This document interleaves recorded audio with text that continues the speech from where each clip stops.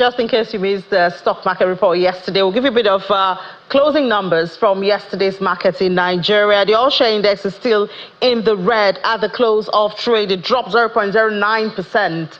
And the equities cap is still struggling with 56 trillion naira. Really close right there. If we have another negative today, most likely we will head back to 55 trillion naira, because yesterday 49 billion naira was shaved off the market. Imagine if that happens again today, then we'll have a 55 trillion naira market cap for the country. Activity, we see it was all red yesterday.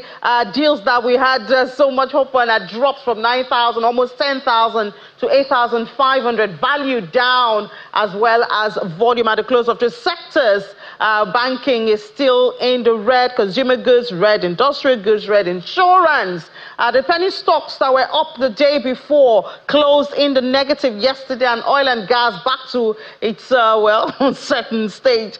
Top gainers yesterday, Okomo came out of nowhere and did some magic, gained 10% at the close of trade yesterday. John Holt also did so well, 9.79, as well as Conho PLC. Top losers, Owen Dole. What was going on? All this conversation about crude, you know, that we had yesterday, it's not affecting the oil and gas, or expectations from Dangote, the PMS that is expected from Dangote from next month. Is that also a part of it? I wonder. It would be good to delve into that one of these days. Top trades, Transco, GTCO, and Veriscap also. Now, looking at the fixed income, Treasury bills market, secondary market yesterday recorded a calm session, bullish undertone, pockets of demand on the long-term end, with emphasis on June 17, 2025, OMO at the close of trade. The maturities, a handful of trades were also consummated at the 22%, 20.22%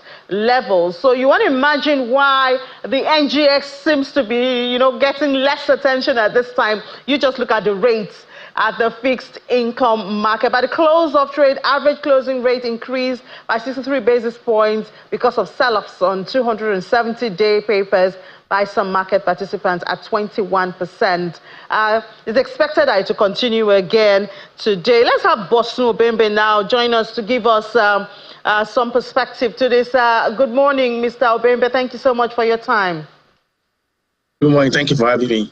So it was quiet yesterday after the whole movement on June, on the 24th. That was on Monday, that auction. But it seems the market has gone back to a lull at this time. Yeah, so what we see in the market is, you know, the market is driven by liquidity. So the system liquidity is over 900 billion. So what we've seen is a lot of interest from investors trying to like pick up some of these treasury fixed income instruments at this higher level. Today, there's an NTB auction going on. We have about 128 billion across the standard tenor. So we have 29.8 billion on the 91, 30.6 on the 181 papers, and the 364 paper we have 168. So given the system liquidity, we expect that there will be oversubscription at this auction. We expect the stop rate to still remain relatively similar to what we saw at the previous auction. On the long end, which is the 1 year paper, we expect that the rate will close almost the same, maybe 20.5. Wow. Demand. Okay, thank God. Yeah. So, Mr. Obembe, help us to tie. We were talking about debt just before you came on, and we see the government seems to be embracing, you know, domestic borrowing. Help us tie that with the market at this time, especially, you know, sometimes it seems the numbers, when we have economic conversations, they are standing on their own. So help us to understand the tie back between these numbers and activities in the Treasury bond and Treasury bonds and OMO to the issue of debt.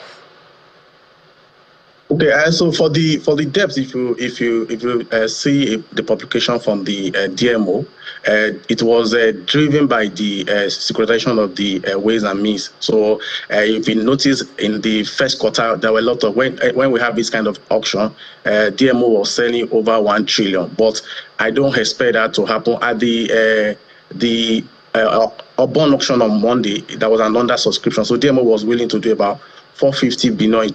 They were able to just raise less than 300 billion, so which we expect that they might cover from today's auction. So borrowing is you need to actually borrow to finance your debt.